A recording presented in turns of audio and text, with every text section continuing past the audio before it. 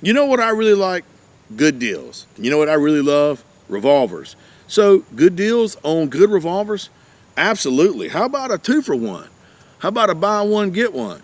That's pretty crazy. Does that sound interesting to you? Well, if so, hang out. Check out what we got to talk about. I think you may enjoy what we're going to put together here, y'all.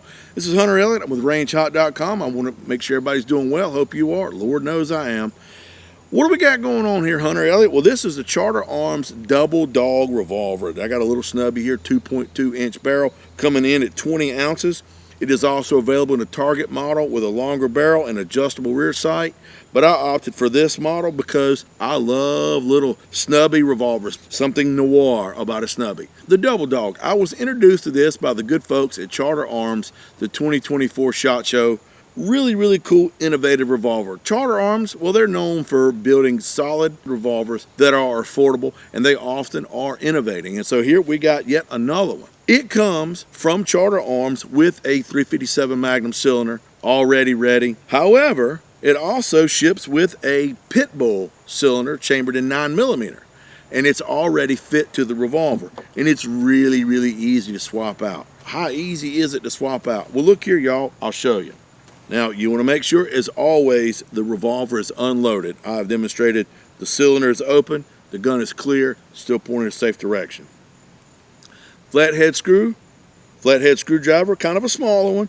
You got a little flathead screw right here in the front of the frame, and it's fixed in about 20 inch-pounds. Takes a little bit to get that thing started, and it's long-winded enough to where once you get the head out, you can kind of feed that with your fingers. You got a screw and a little washer and all this you want to make sure you keep up with. And that cylinder just comes right out. New cylinder.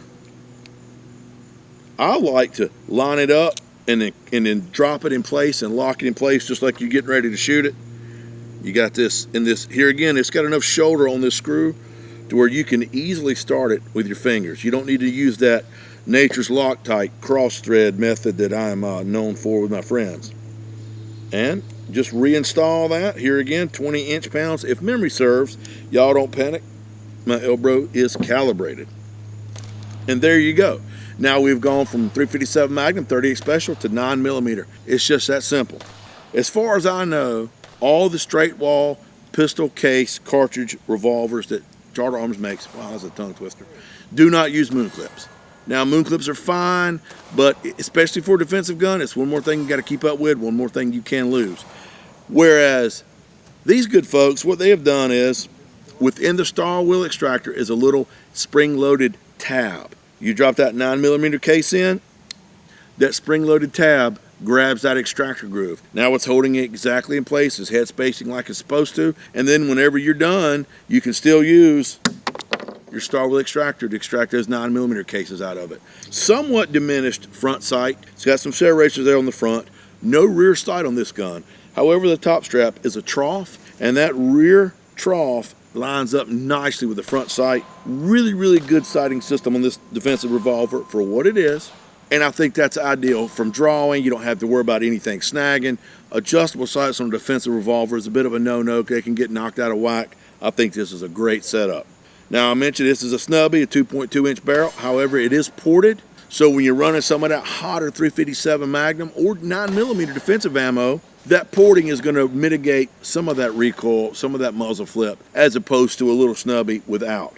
Length is 6 3/4 inches, height is 5 inches, MSRP is just under $640. Now it is stainless steel, and this one is finished in a black finish, kind of a muted look, love that, but it has some beautiful Charter Arms medallioned walnut stocks that is nicely textured on the port and starboard. So it is still an attractive revolver that has proved to be reliable accuracy wise. In between 357, 38, 9mm, same. We stepped off 30, 40 feet, shot some pie plates, shot some steel. Keeping all your shots inside of a softball size group, not really a big deal. Easy to do. Single action trigger pull, breaking about 4 pounds.